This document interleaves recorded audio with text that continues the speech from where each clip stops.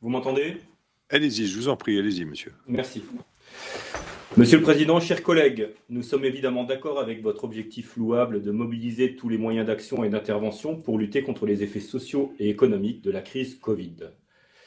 Vous voulez aussi, et c'est beaucoup plus ambitieux, préparer la refondation du modèle de développement économique et social du Grand Est. Et rien de moins qu'assurer la reconquête par notre région de son destin. Vaste programme.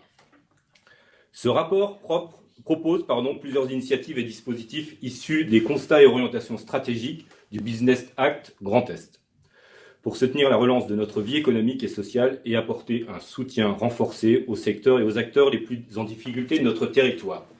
C'est effectivement notre compétence, une nécessité et un devoir. Nos entreprises, pour passer la crise, ont dû augmenter leur endettement dans un contexte de manque cruel de chiffre d'affaires et des futurs bilans annoncés comme catastrophiques. Elles comptent sur nous. Il est à souligner l'efficacité des dispositifs mis en œuvre pendant la crise, en partenariat avec l'État, les collectivités et les consulaires.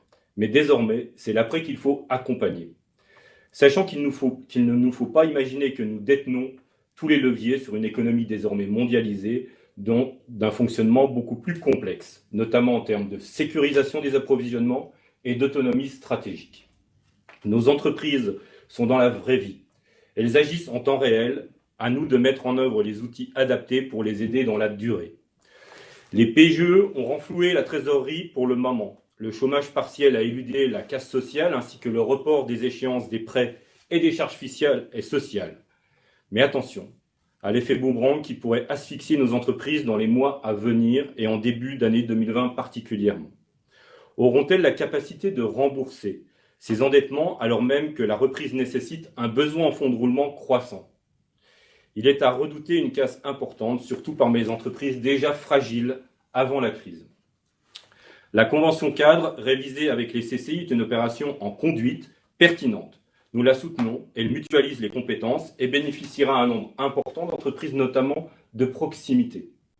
De même, pour le plan en faveur de l'insertion professionnelle des jeunes et des demandeurs d'emploi. Oui, tout à fait également au soutien des étudiants qui sont engagés à titre personnel dans la crise Covid.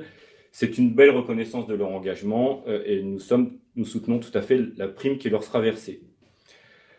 Je ne vais pas faire ici le catalogue de tous les dispositifs qui viennent de nous être présentés. Je vais donc rapidement conclure sur la globalité du projet. Votre projet fait les bons constats. Il est plein de bonnes intentions, veut aller dans les bonnes directions. Mais il semble qu'au vu des moyens financiers mis en œuvre, il soit trop ambitieux. Monsieur le Président, qui trop embrasse, mal étreint. La relance des entreprises est la priorité, avec la jeunesse bien sûr. Aussi faut-il y consacrer beaucoup, mais beaucoup plus de moyens. Je citerai pour conclure Pouchkine.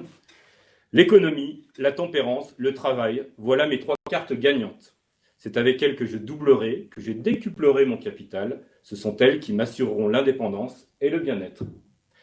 L'indigence des moyens mis en œuvre ne permettra que difficilement de répondre à vos ambitions. Pour cette raison, nous nous abstiendrons. Merci.